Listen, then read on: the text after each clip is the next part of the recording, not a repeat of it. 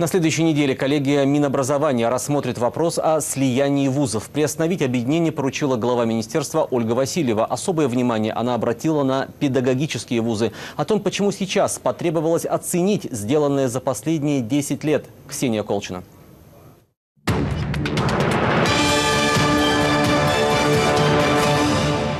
Кампус на острове Русский притягивает абитуриентов со всей страны. Дальневосточный федеральный университет стал одним из брендов региона. Эта образовательная система – результат слияния 4 некогда самостоятельных вузов. Но всегда ли процесс объединения институтов проходит так же успешно?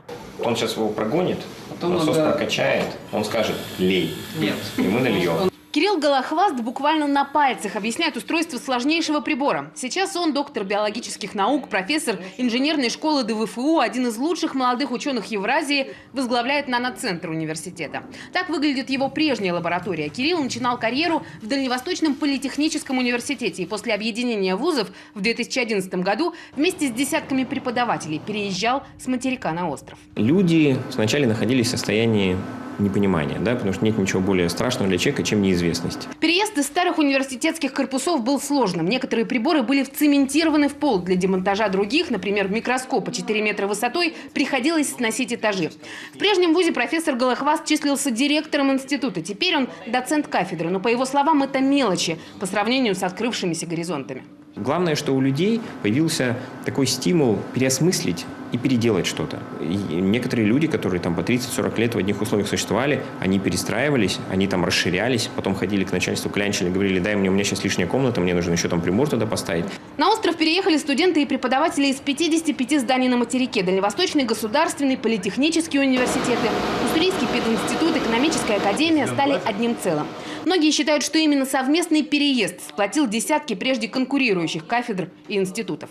Совсем иначе вышло в Сыктывкаре. Там в 2014-м объединили 2 вуза – Государственный университет и Педагогический институт. Старейший вуз, символ высшей школы республики. КГПИ, начиная с 30-х годов, подготовил более 30 тысяч педагогов. 1200 из них получили звание «заслуженный».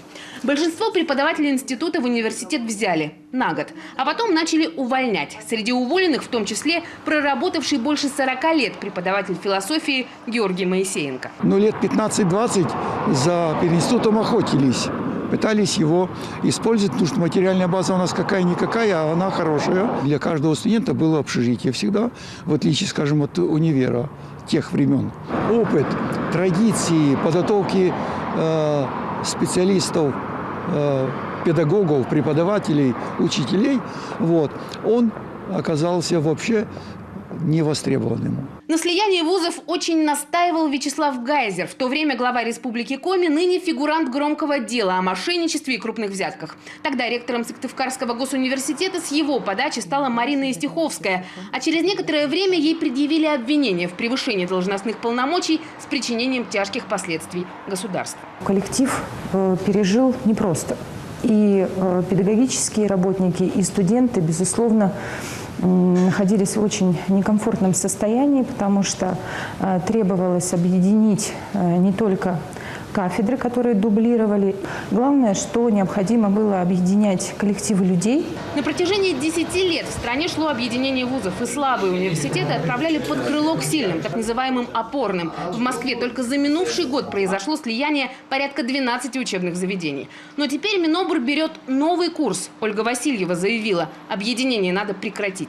У нас сейчас очень большие проблемы с педагогическим образованием. Я считаю, моя задача как министра – начать конкретные изменения, потому что вузов осталось мало. Многие вузы соединены на базе факультетов. Пока все слияния прекращены. Надо рассматривать такое в каждом отдельном случае.